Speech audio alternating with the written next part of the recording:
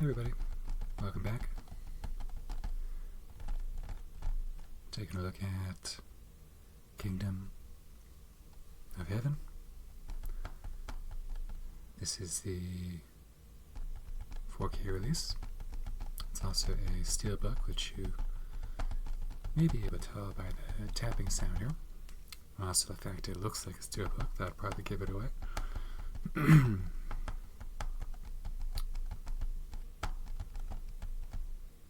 This only includes the director's cut. So, Kingdom of Heaven came out in 2004, 2005, something like that, and that was the theatrical cut. I did see that in theaters, and I thought it was fine. In general, I tend to like these epic movies, sword anal type stuff. But it did feel like, for a long movie, it was still like around 2 hours and 20 minutes or so. It felt like it had pacing issues. It felt a little disjointed, and then you find out about the director's cut, and the director's cut is just over, I think it's like 3 hours, and that's not including the credits. So around 45 minutes of footage cut from the theatrical. And so even though the director's cut's longer, it feels shorter just from a better pacing perspective. And there's certain characters that benefit greatly from the director's cut. One of them being Eva Green's character, which I'll get to later on. So yeah, the front here, this is there is actually some, feels like an emboss here. The lips are protruding a little bit, same thing. Maybe some debossing as well. Kind of hard to tell. But either way, it's not an entirely flat steelbook. And on the back here, we have, I presume, Balin's sword. Balin's the Orlando Bloom's character. And then, so it's not a continuous image. There's the spine there. Very shiny steelbook, huh? But still pretty nice. I think having King Baldwin's mask featured is a nice touch. So King Baldwin is played by Edward Norton, and I think when the movie came out, I don't think Edward Norton was credited, or at least during like the press junkets and promotional material out they have for movies, because I didn't realize it was Edward Norton until after I watched the movie. I feel like that was a thing. I don't think he was credited for the role for whatever reason. And he plays the leopard king. So King Baldwin, that's why he's wearing a mask. He's a leopard. And let's take a look at the inside here. So 3 discs, one 4K, which is right here. All the discs have unique art on them, so we'll go ahead and take the 4K out. See the inside image here.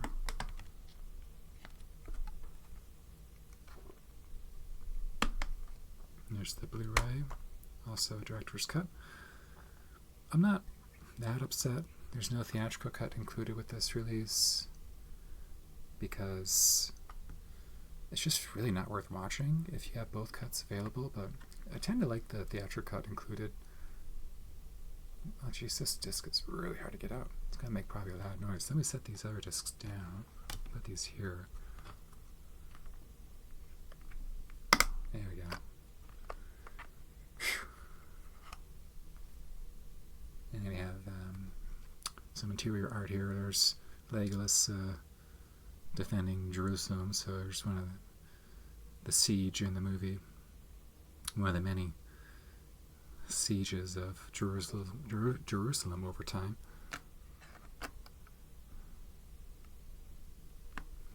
Can't get this disc back in. There we go. Put these back. I'll put the 4K over here.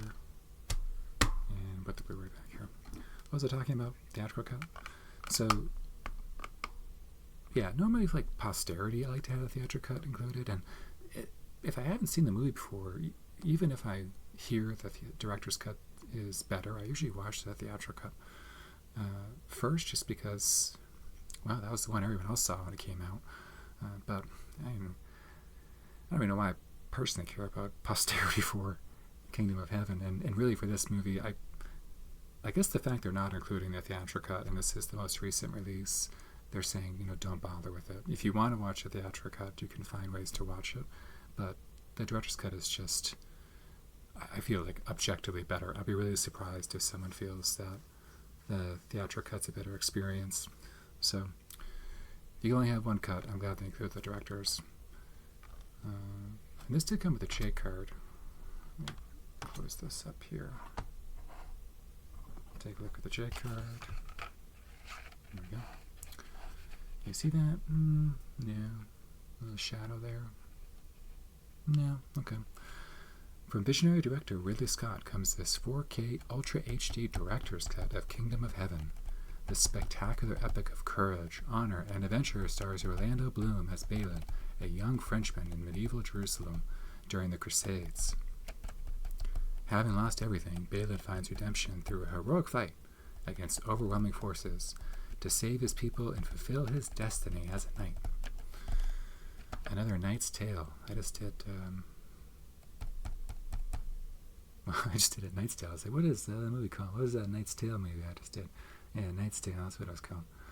So that was more of a coincidence than anything. And yeah, so 4K roadshow version and director's cut. So the roadshow version, that's just, it has an overture and an intermission, which is cool if you're in the theater, because it's like, oh, it's intermission, I can use the washroom or whatever. At home, it's not as big of a deal, since you can, pause the movie whenever you want. But I do like having it included, just because you see the intent of this is where the intermission is inserted. So I think that's worth including if they have two cuts available like that. The Blu-ray has the same cuts, yes. An Engineer's Guide, which is the roadshow version only. I have no idea what that is. And then over 8 hours of bonus material, so that seems like a lot. The Blu-ray has The Path to Redemption. I don't know what that is. Sound design suite, visual effects breakdowns, press junket walkthrough, world premieres, special shoot gallery, poster explorations. Okay, deleted and extended scenes with optional commentary. Assuming those are deleted and extended from the director's cut, because that's the only cut available here. And Orlando Bloom, The Adventure of a Lifetime, additional features, featurettes, and more, much more. 8 hours, over 8 hours. So, I'll put this over here. Well, now let's talk about it, with A Knight's Tale. So, I think I mentioned in The Knight's Tale, the reason that movie works so well is Heath Ledger. And for this movie, the movie works. I don't dislike Orlando Bloom's performance, but it does seem like he's somewhat out of his depth here with the character. It's not a very interesting performance. I think he was maybe going for like stoic or understated, but it also just kind of comes off as dull or lifeless. It doesn't tank the movie or anything like that, but he's acting with Liam Neeson, Brendan Gleeson, Jeremy Irons, Eva Green. I don't know the name of the actor who plays Saladin in this, but very quiet, commanding performance from that actor. Like character actors like David Thewlis is in this, the video artist. So yeah, he doesn't seem out of his depth, but he feels like he should be a supporting character. If you were to take Heath Ledger and he plays Balin in this, which feels like age appropriate for the character, I just feel like this movie would be considered a masterpiece. Is a pretty strong word, but very good. It still is considered very good, but I do feel like Orlando Bloom's performance just a bit of a drag. So considering how much he's in the movie, he's the main character. It's hard to ignore. It's definitely worth watching. I mean, the story itself is intriguing, and I really like Edward Norton's King Baldwin.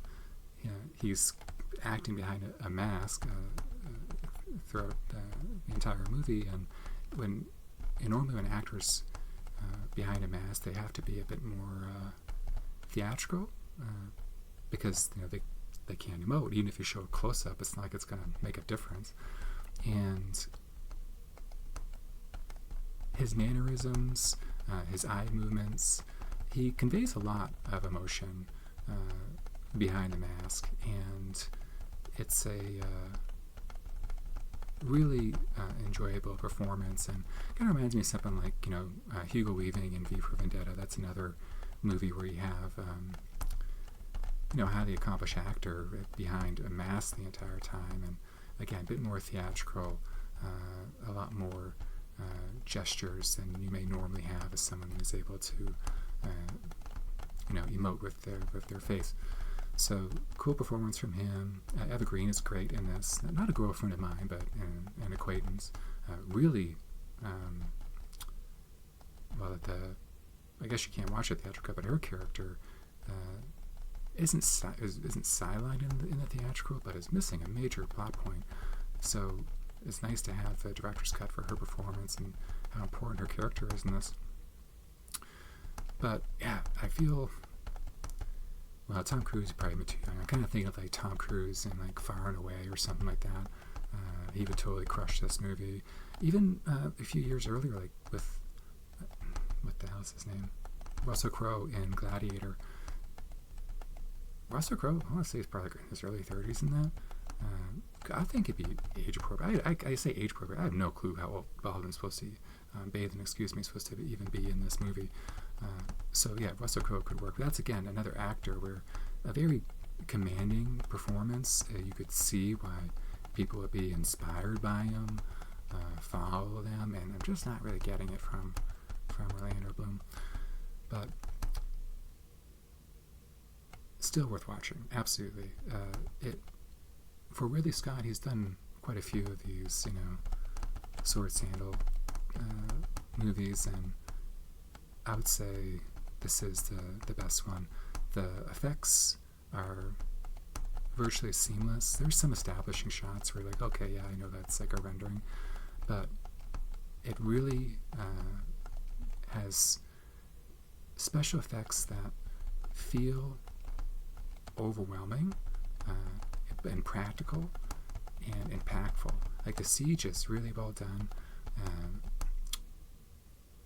And maybe part of it is because for 3 hours long, there's not that much action in this movie. So when the action does happen, it probably feels more impactful for that. And it has a really cool color palette. I say cool, like cool, but like literally cool. Like lots of steel blues, and it's a really visually striking movie. Like the interior scenes are much warmer, lit by candlelight, I guess. And so it's a really brilliant looking movie, and it sounds phenomenal too. So yeah, I would say if it was someone other than Orlando Bloom, this movie probably would have been a much bigger hit. No offense to Orlando, I'm sure he's doing just fine, but definitely recommend watching the movie if you're into these types of epic historical battle movies. If you're not going to find anything here that has this movie win you over. I can't say it transcends the genre or anything like that. It's just a really effective